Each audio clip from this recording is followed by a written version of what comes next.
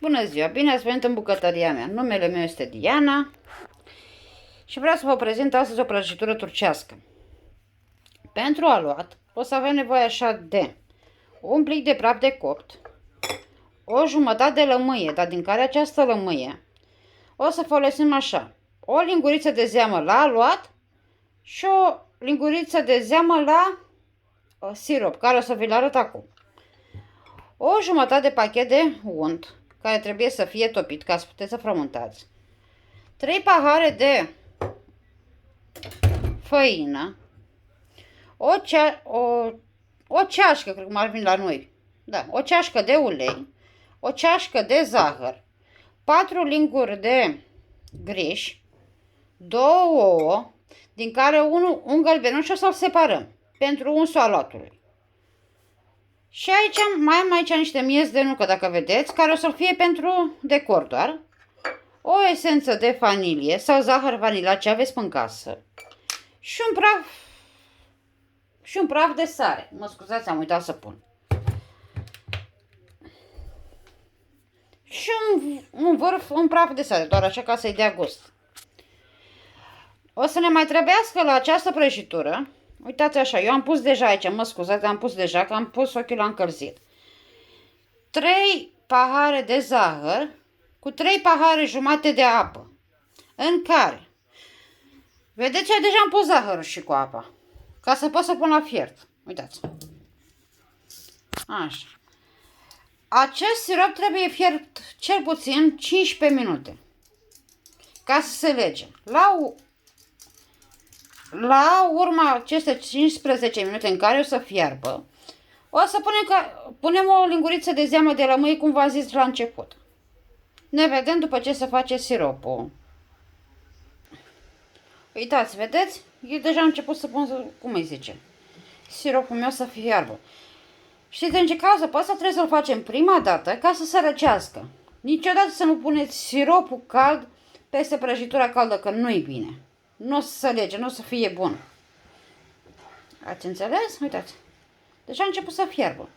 Trebuie să v-am zis, trebuie să lăsăm cel puțin 15 minute până să leagă siropul. Uitați.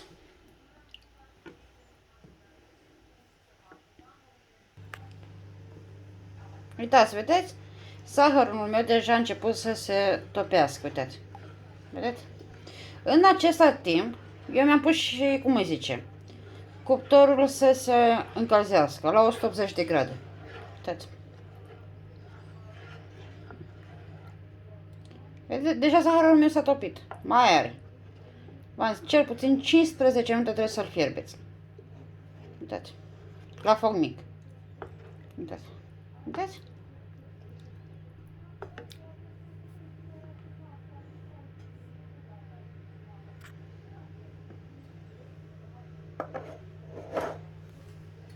Uitați. Uitați, vedeți? Deja a început să-și, cum îi zice, să-și schimbe culoarea. În ultimele 5 minute, eu am să pun, cum îi zice, v-am spus că o să pun o linguriță de zeamă de lămâie. Uitați, vedeți? O să pun în ea ca să mai fiarbă și asta 5 minute cu zeama de lămâie. Uitați. Ca să facem siropul. Uitați, vedeți? Of, of, of. Încă 5 minute, cam așa ceva și să termin. Da, exact 5 minute mai are. Uitați.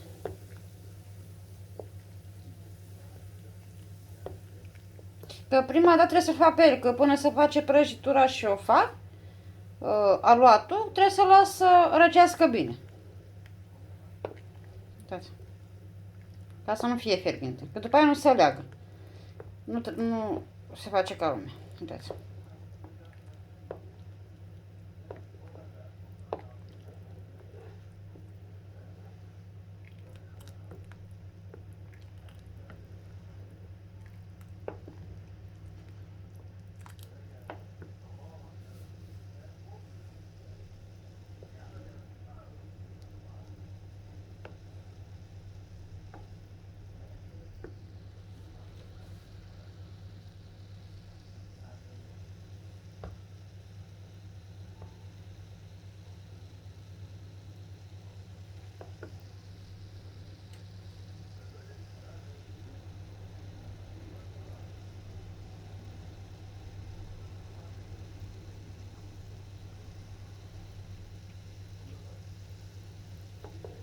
Vedeți?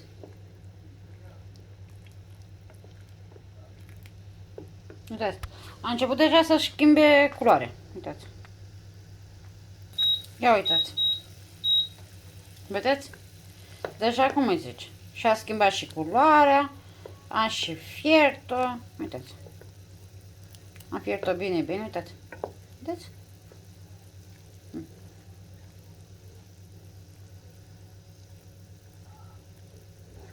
Deja a început o să îngroașe. Uitați.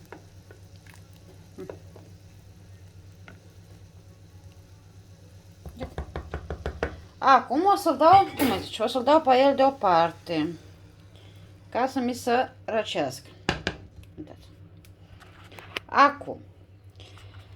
Ce urmează? Uitați așa. O să punem toate ingredientele care v-am zis, în afară de făină. Aceea o să fie la urmă. Stați o secundă. Untul. Așa. Așa. Deci am pus untul. Așa. Grișul. 4 linguri de griș, nu uitați, a? Nu mai mult. Așa. Un plic de praf de copt. Așa. 50 de ml de ulei. O jumătate de pahar de zahăr, adică o ceașcă.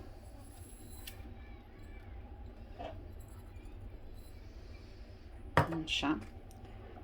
Acele două care v-am spus, un gălbenuș să-l separați. Ca să puteți să ungeți aluatul.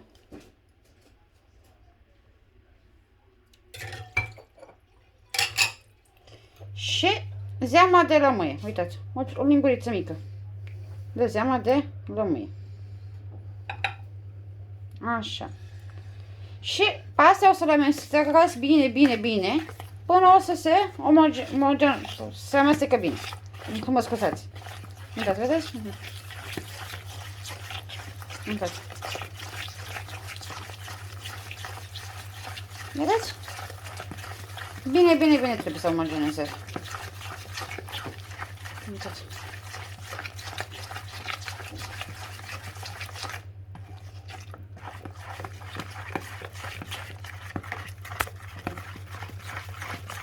Uitați. Vedeți, ușor. Foarte ușor.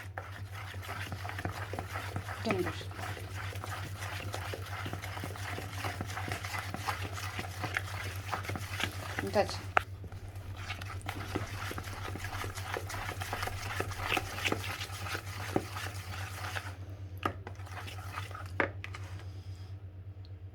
Uitați, vedeți? Deja s-a omogenizat, s-a amestecat foarte bine. Uitați. Am uitat să vă spun, uitați și eu am găsit-o acum. Și o jumătate de fioră de zahăr vanilat. Sau zahăr vanilat, mai degrabă. Uitați. Atât ajunge. Că e mirosul prea tare, știți și voi asta. E foarte puternic.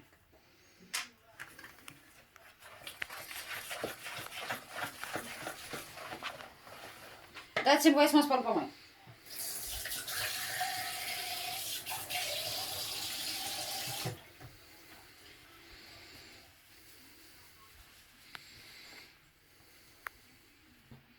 Așa. Uitați aceste 3 pahare de făină, dar puneți încet, încet. V-am spus, poate să fie și 2 jumate și 3 pahare, depinde de făină. Uitați. Am pus jumătate. Amestec bine.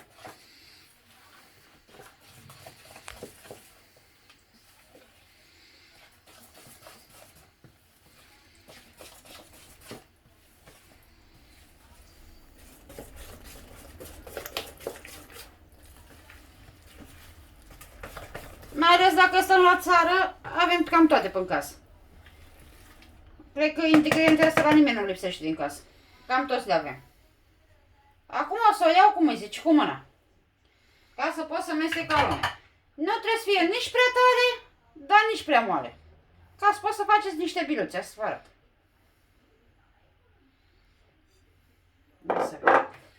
Mai trebuie. Eu am aici 3 pahare doar.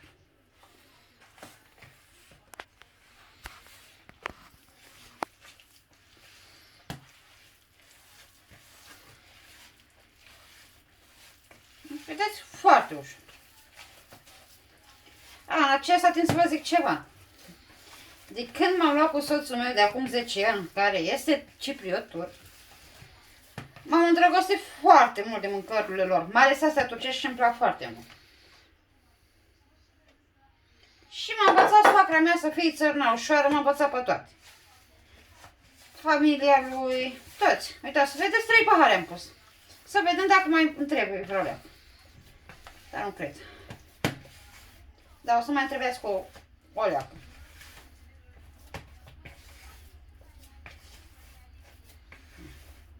Dați-mi voi o secundă.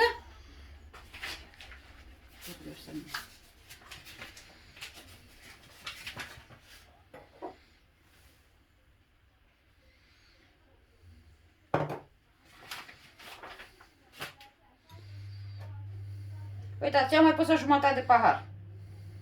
V-am zis, depinde de făină. Uitați. V-am spus, nici moale, dar nici prea tare, ca să poți să îi faceți formă. Când o să le coaceți, să vedeți că o să aibă un gust așa, ca zici că e biscuite la gust. Dar după ce pui siropul, îi schimbă definitiv gustul. Lui soțul meu îi place foarte mult prăjitura asta.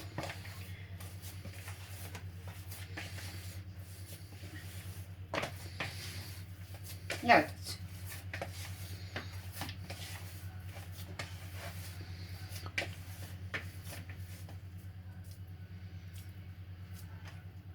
E un coleac. Nu mult. Deci mi-a intrat 3 pahare și un sfert de făină. Asta, nici mai mult, nici mai puțin. Uitați.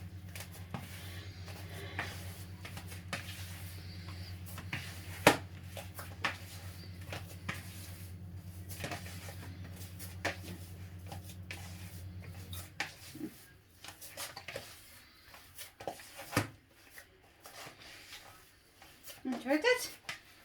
V-am spus, nici prea mare, nici prea tare, dar nici prea mare. Uitați.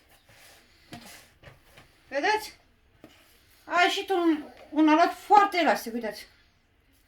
Uitați. Stați-mă, îmi iau tava și să vă arăt. Uitați. Acum. Azi, iar mai gherbesc. Am să iau câte o nucă, nu mai mult, dar nici mai puțin. Câte o nucă să fie. Uitați. Ia uitați. Am luat, am format-o și am pus-o în tavă. Stați o secundă. Vedeți? Uitați. Foarte ușor. Vă mai arăt o dată. Așa. Facem o bilă, o întindem alea ca și pe biftea, cum facem biftelele. Așa se face și asta, uitați. Numai ca să-i prăjitură. Uitați, vedeți? Foarte ușor. Luăm o furculiță. Uitați, vedeți, am terminat deja în tavă, uitați. Luăm o furculiță ca să le dăm o formă, uitați. Și facem așa, uitați. Ele când se coace, cum îi zice? Își ia o formă frumoasă. Uitați. Vedeți? Foarte ușor, v-am zis. Trebuie și un copil ar face. Dar e foarte gustos.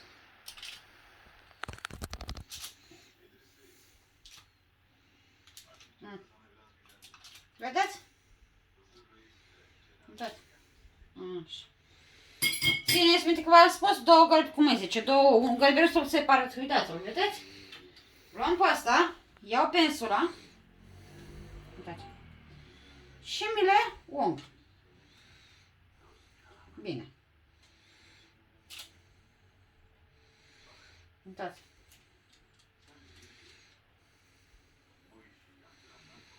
Mă scuză, bucătărioara mea e mică, dar sunt drăgostit de ea. Mică și călduroasă.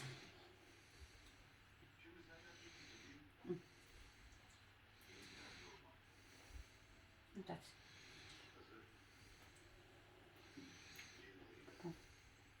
Uitați, vedeți? După care o să o bag la cuptor Ca pentru o jumătate, până se rumenește pe deasupra. Cam o jumătate de oră. Până se rumenesc ele pe deasupra, vezi că și să nu sar, da. O jumătate de oră cred că ajunge. Depinde de cuptorul vostru. Eu l-am pus la 180 de grade. Fiecare cuptor are căldura lui.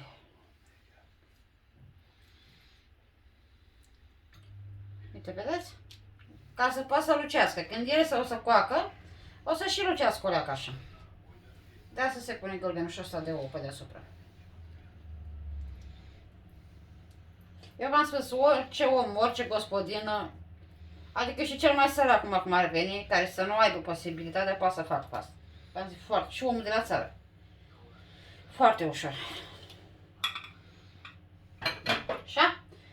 Și acum o să o bag la 180 de grade pentru o jumătate de oră. Cred că cel puțin o jumătate de oră să-i trebuie. Și ne vedem după aia. Vedeți 180 de grade? L-am pus. Uitați, vedeți 180 de grade, 30 de minute. V-am zis, aveți grijă de cuptor. Că nu știu cuptorul vostru cum este. Poate să dureze și 20 de minute și 25 și 30 și 4. Depinde de cuptor. Și eu l-am pus deja la cuptor să se facă. Și ne vedem. Uitați, vedeți? Dar eu deja l-am încălzit. Uitați. Uitați, vedeți? Deja a început, cum îi zice, să și rumenească o leacă. Uitați, vedeți? Uite ce frumos iese, Doamne. O frumusețe. Uitați, vedeți? Vedem cum continuie. Ia uitați-l. Uitați, vedeți? Uitați ce bine arătă, Doamne. Vedeți? Deja a început să rumenească, vedeți? De asta am folosit gălbenușul acela de ouă. Uitați. Ia uitați. Vedeți că s-au și rumene deja. Uitați. Acum o să mă frig o leacă la mână, dar asta e. N-avem ce face. Mă scuzați.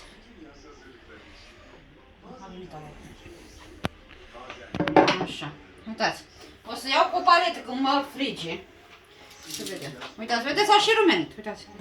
Și le puneți într-un ceva mai adânc, ca să puteți pune siropul peste el, uitați. Scuzați la frige. Știți ce frumos miroase?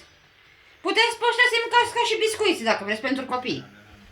Dar v-am zis, așa se face prăjitura aceasta la ei. Nu vă speriați că s-a crăpat, că n-are nimica. Așa se și face, uitați. Ui! Vedeți?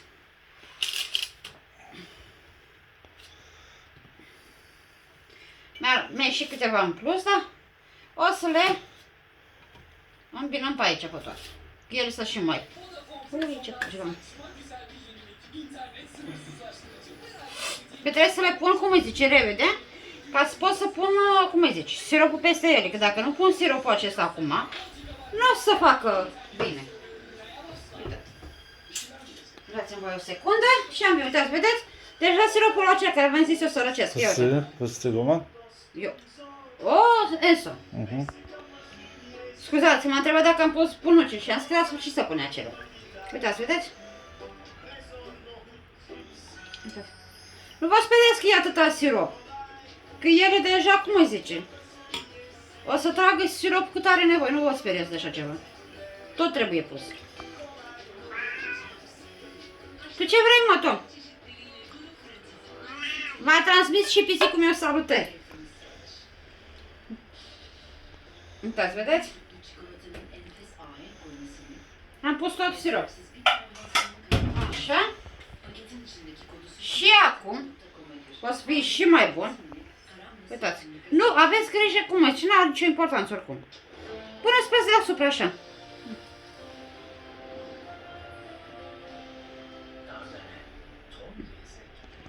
O să trebuie lăsate vreo 2-3 ore. Cum îi zice? Să lăsați 2, 3, 4 până își trage ei, cum îi zice? Sosul, cum îi zice? Mă scuzați. Siropul. Uitați, vedeți? Uitați. O nedir? Cevizdir ki bu? Da, astea sunt nuci, ceviz. Bună ceviz, aşkım. M-a întrebat ce sunt și am zis că sunt nuci, miez de nucă. Uitați. Vedeți? Deja eu am făcut prea mult. Benim favoritimdir şekerpare. A zice 10 că e prea favorita lui. Eu asta știu, ar vrea în fiecare zi, dar nu se poate. Şeker pare, baklava. Gelen defa da baklava da yap. Da, mă. El și mi-a zis data viitoare să-i fac și baclava. Atât. Îi ajunge. Și o lăsați, v-am zis, 3-4 ore până și trage ea bine, vedeți, sosul ăsta. Asta o să-l tragă toți biscuiții ăștia. Nu vă faceți griji că e prea mult, că nu este.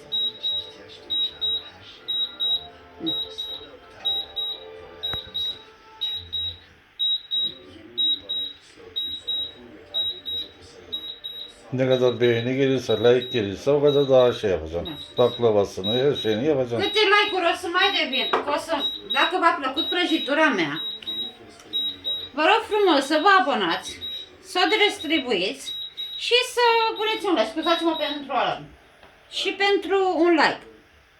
Vă rog frumos. Vă mulțumesc mult și ne vedem la rețeta viitoare. Poftă bună. Poftă bună! V-am zis, nu vă speriați că are, că este Şeyi de sirop söyle, soğuyunca ki kocam buzda.